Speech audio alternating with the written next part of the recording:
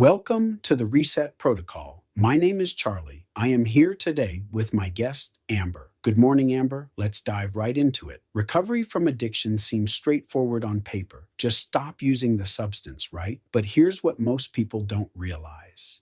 85% of people who achieve initial sobriety still report feeling deeply disconnected and empty years later, even when following all the recommended steps. Good morning from Croatia, Charlie. It's so great to be here with you today to discuss such an important subject. And yes, that statistic really highlights how sobriety and actual healing are two completely different journeys. I was just reading about someone who had been sober for 5 years but still felt this persistent void inside. Let me paint a picture. Imagine you're in a burning house and you run outside. That's sobriety. You've escaped immediate danger. But now you're standing there in your pajamas with no shelter, no resources, and no understanding of how the fire started. That's such a powerful way to frame it. So, what's the missing piece that bridges that gap between just being sober and actually feeling whole? Well, this is where integration comes in. It's the process of bringing all our fragmented pieces back together. Research shows that addiction literally splits our neural pathways, creating disconnection between our thoughts, emotions, and physical sensations. So it's like having different parts of our brain speaking different languages, all trying to be heard but not understanding each other? Exactly that. And here's what's fascinating. Studies using brain imaging show that when we start integrating these fragments, our prefrontal cortex actually becomes more active and connected. It's not just psychological, it's creating new neural pathways. You know what surprises me? The biological impact of meaning. Studies show that people with a strong sense of purpose have 30% lower stress hormones, even in challenging situations. Those numbers are remarkable, and they completely change how we think about recovery. When we have meaning, our nervous system literally processes stress differently. It's not about willpower, it's about biology. That makes me think about the role of community in this process. The research on social connection is pretty striking too, isn't it? Oh, absolutely. Studies show that people in recovery with strong social support are 50% more likely to maintain long term sobriety. Our nervous systems are literally wired for connection. Isolation increases stress hormones by up to 40%. Though I imagine it's important to note that this journey isn't linear. What does the data say about setbacks and relapses? Well, interestingly, research shows that 70 to 90% of people experience at least one relapse on their recovery journey. But here's the key.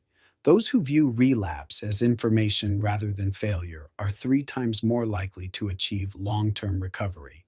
That really shifts the perspective from shame to learning, doesn't it? Precisely.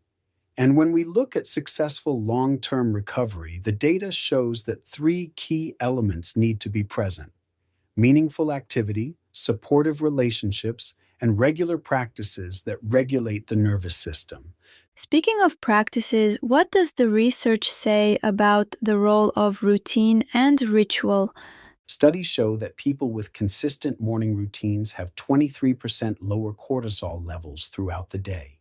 Even simple rituals like regular meal times or evening walks can increase the production of regulatory neurotransmitters by up to 30%.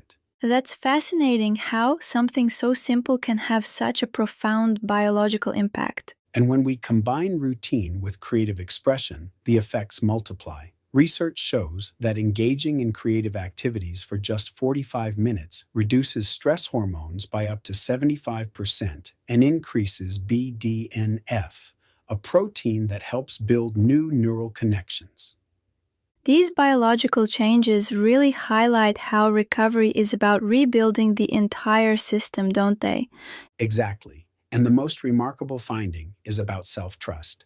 Studies show that as integration progresses, activity in the anterior cingulate cortex, the part of the brain involved in self monitoring, actually decreases. We literally become less hypervigilant. So, in essence, recovery isn't about fighting against ourselves anymore? No, and that's the beautiful paradox. When we stop fighting and start listening, everything changes.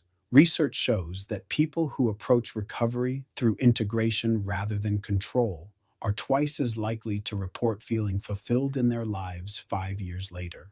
That really brings us full circle to what you were saying at the beginning about building a life worth staying present for. Yes, and the data supports this. Studies tracking long term recovery show that after 5 years, 80% of people report that recovery is no longer the center of their life. Instead, it's become integrated into a larger, richer existence. That's what real healing looks like. Well, that's all the time we have for now. Please stay tuned for future episodes, and thank you, Amber.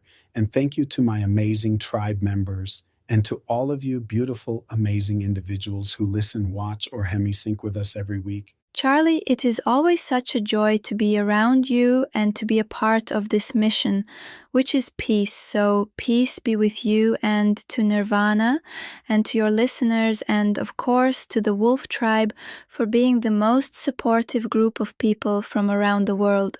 Thanks again, everyone, for listening to the Reset Protocol.